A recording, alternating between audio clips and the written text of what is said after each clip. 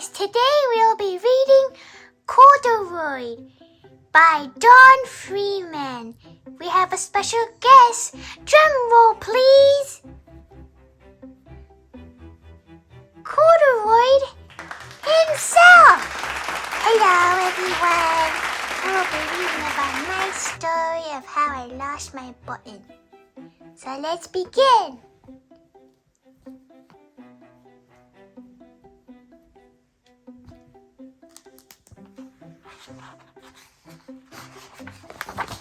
Corduroy.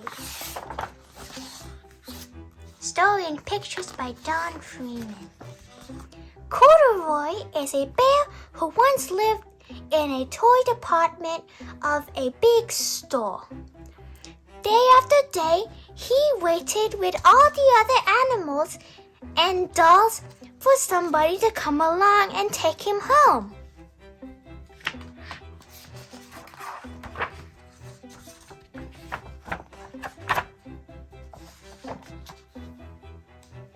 The store was always filled with shoppers buying all sorts of things, but no one ever seemed to want a small bear in green overalls.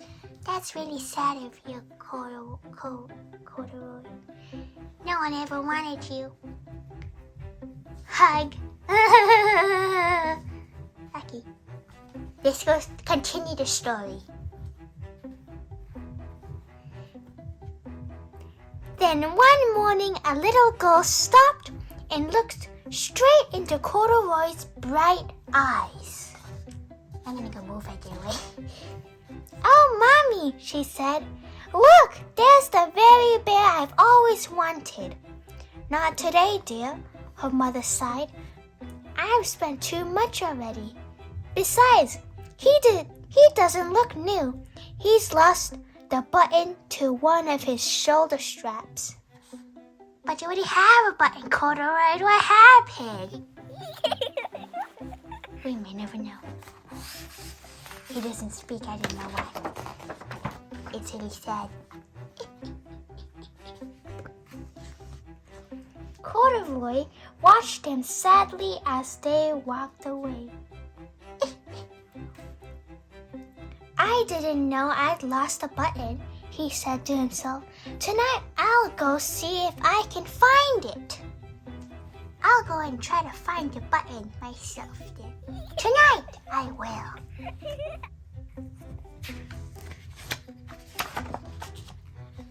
Late that evening, when all the shoppers had gone and the doors were shut locked, Corduroy climbed carefully down from his shelf and began searching everywhere on the floor for his lost button. Wow, what an adventure. But it's not that. It's a beginning. Suddenly, he felt the floor moving under him. Quite by accident, he had stepped onto an escalator, and up he went. Could this be a mountain? He wondered. I think I've always wanted to climb a mountain.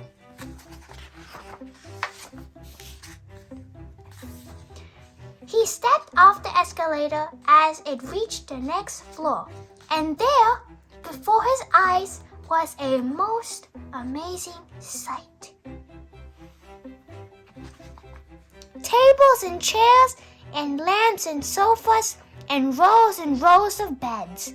This must be a palace, Corduroy gasped. I guess I've always wanted to live in a palace.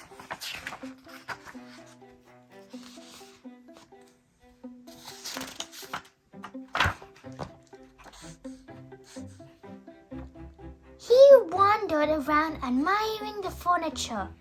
This must be a bed, he said. I've always wanted to sleep in a bed, and up he crawled into a large, thick mattress. All at once, he saw something small and round. Why, here's my button! And he tried to pick it up. But like all the other buttons on the mattress, it was tied down tight.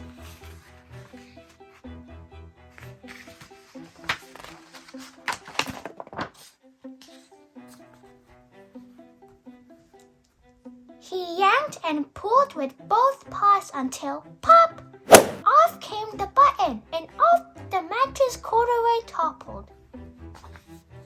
Bang! Into a tall floor lamp. Over it fell with a crash. Corduroy didn't know it, but there was someone else awake in the store. The night watchman was going his rounds on the floor above. When he heard the crash, he came dashing down the escalator. Now, who in the world did that? He exclaimed. Somebody must be hiding around here.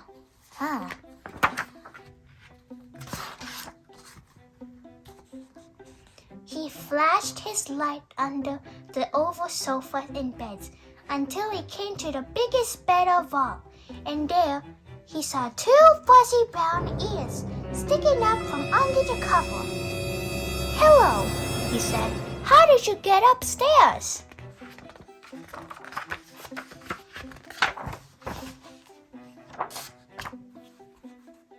The watchman tucked Corduroy under his arm and carried him down the escalator and set him on the shelf in the toy department with the other animals and dolls.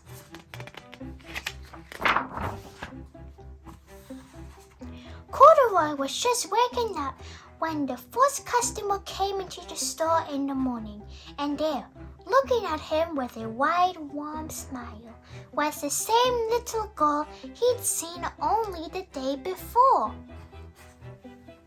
I'm Lisa, she said, and you're going to be my very own bear. Last night I counted what I've saved in my piggy bank, and my mother said I could bring you home. Shall I put him in a box for you? The sales lady asked. Oh, no, thank you, Lisa answered, and she carried Corduroy home in her arms. She ran all the way up 4 flights of stairs into her family's apartment and straight to her room. Corduroy blinked. There was a chair and a chest of drawers, and alongside a goal-sized bed stood a little bed just the right size for him.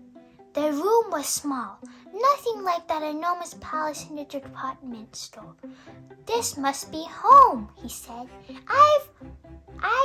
I've always wanted a home. Lisa sat down with Corduroy on her lap and began to sew a button on his overalls. I like you the way you are, she said, but you'll be more comfortable with your shoulder strap fastened. You must be a friend, said Corduroy. I've always wanted a friend. Me too, said Lisa and gave him a big hug. The end. Thanks for listening to Corduroy's story. Bye. See you next time.